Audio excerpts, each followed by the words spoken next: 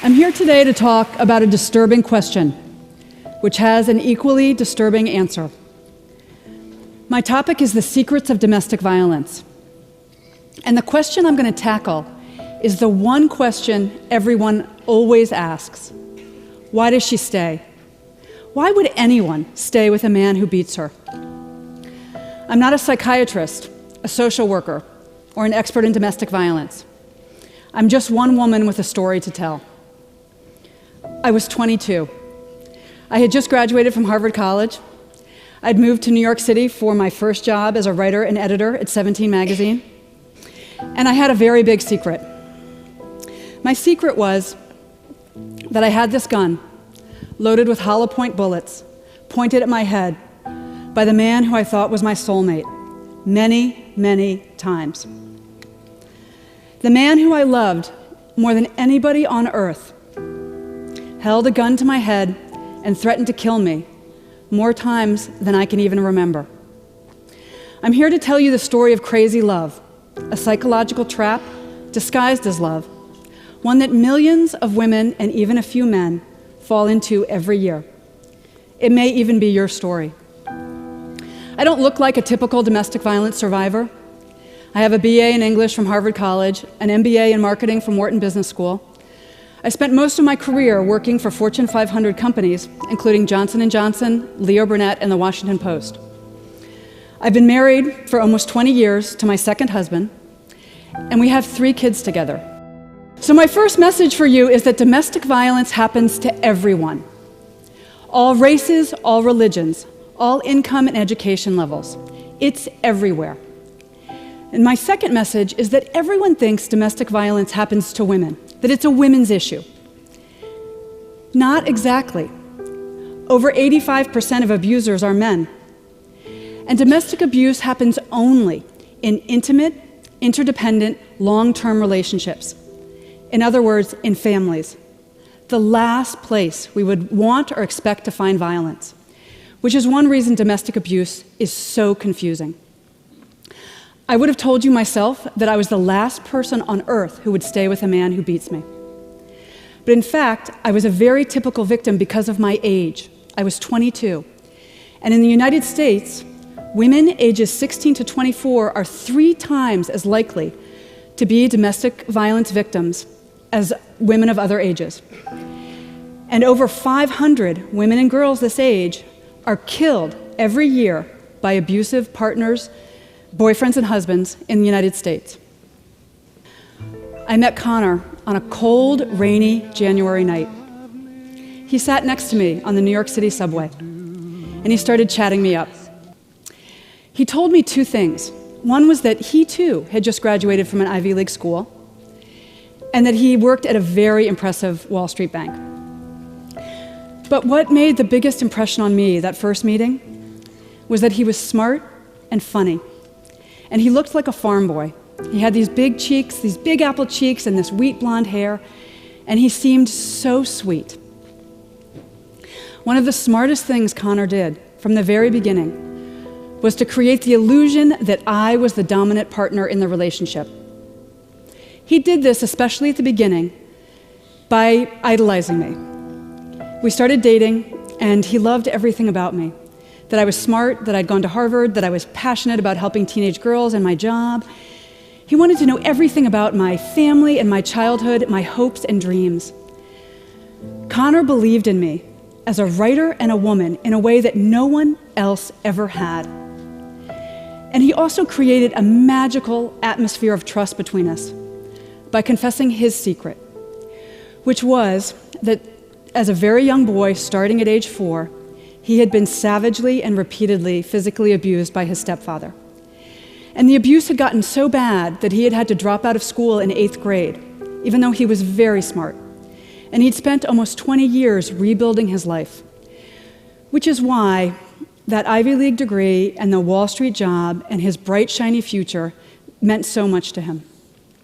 If you had told me that this smart, funny, sensitive man who adored me would one day dictate whether or not I wore makeup, how short my skirts were, where I lived, what jobs I took, who my friends were, and where I spent Christmas, I would have laughed at you.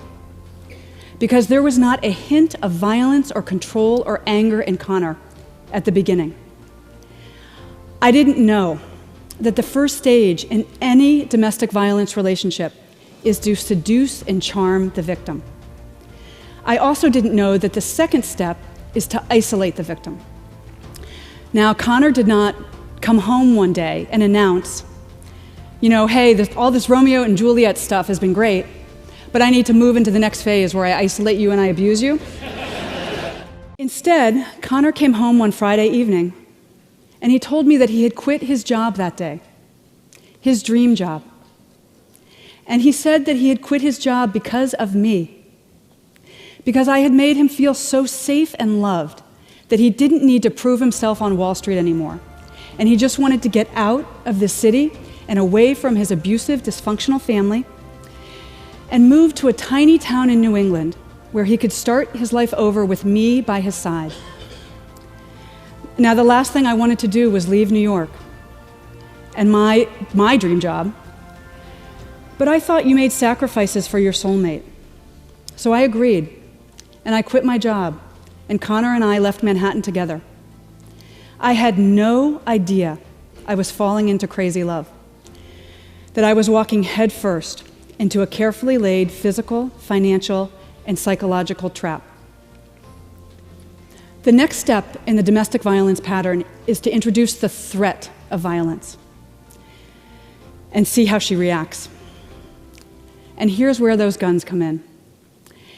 As soon as we moved to New England, that place where Connor was supposed to feel so safe, he bought 3 guns.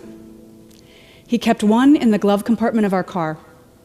He kept one under the pillows on our bed, and the third one he kept in his pocket at all times. And he said that he needed those guns because of the trauma he'd experienced as a young boy. He needed them to feel protected. But those guns were really a message for me. And even though he hadn't raised a hand to me, my life was already in grave danger every minute of every day. Connor first physically attacked me 5 days before our wedding. It was 7 a.m. I still had on my nightgown. I was working on my computer trying to finish a freelance writing assignment, and I got frustrated. And Connor used my anger as an excuse to put both of his hands around my neck and to squeeze so tightly that I could not breathe or scream. And he used the chokehold to hit my head repeatedly against the wall. 5 days later, the 10 bruises on my neck had just faded, and I put on my mother's wedding dress, and I married him. Despite what had happened, I was sure we were going to live happily ever after, because I loved him, and he loved me so much. And he was very, very sorry. He had just been really stressed out by the wedding and by becoming a family with me. It was an isolated incident, and he was never going to hurt me again. It happened twice more on the honeymoon. The first time, I was driving to find a secret beach, and I got lost. And he punched me in the side of my head so hard that the other side of my head repeatedly hit the driver's side window. And then a few days later, driving home from our honeymoon, he got frustrated by traffic, and he threw a cold Big Mac in my face. Connor proceeded to beat me once or twice a week for the next 2.5 years of our marriage. I was mistaken in thinking that I was unique and alone in this situation. 1 in 3 American women experiences domestic violence or stalking at some point in her life. So actually, I was in very good company. Back to my question. Why did I stay? The answer is easy. I didn't know he was abusing me. Even though he held those loaded guns to my head, pushed me downstairs, threatened to kill our dog, pulled the key out of the car ignition as I drove down the highway, poured coffee grinds on my head as I dressed for a job interview. I never once thought of myself as a battered wife. Instead, I was a very strong woman in love with a deeply troubled man. and I was the only person on earth who could help Connor face his demons. The other question everybody asks is, why doesn't she just leave? Why didn't I walk out? I could have left any time. To me, this is the saddest and most painful question that people ask, because we victims know something you usually don't. It's incredibly dangerous to leave an abuser, because the final step in the domestic violence pattern is kill her, because then the abuser has nothing left to lose. Other outcomes include long-term stalking, even after the abuser remarries, denial of financial resources, and manipulation of the family court system to terrify the victim and her children, who are regularly forced by family court judges to spend unsupervised time with the man who beat their mother. And still we ask, why doesn't she just leave? I was able to leave because of one final sadistic beating that broke through my denial. I realized that the man who I loved so much was going to kill me if I let him. So I broke the silence. I told everyone. The police, my neighbors, my friends and family, total strangers. And I'm here today because you all helped me. The question, why does she stay, is code for some people for it's her fault for staying, as if victims intentionally choose to fall in love with men intent upon destroying us. But since publishing Crazy Love, I have heard hundreds of stories from men and women who also got out, who learned an invaluable life lesson from what happened, and who rebuilt lives, joyous, happy lives, as employees, wives, and mothers, lives completely free of violence. Like me, because it turns out that I'm actually a very typical domestic violence victim and a typical domestic violence survivor. I remarried a kind and gentle man. We have those 3 kids. I have that black lab, and I have that minivan. What I will never have again.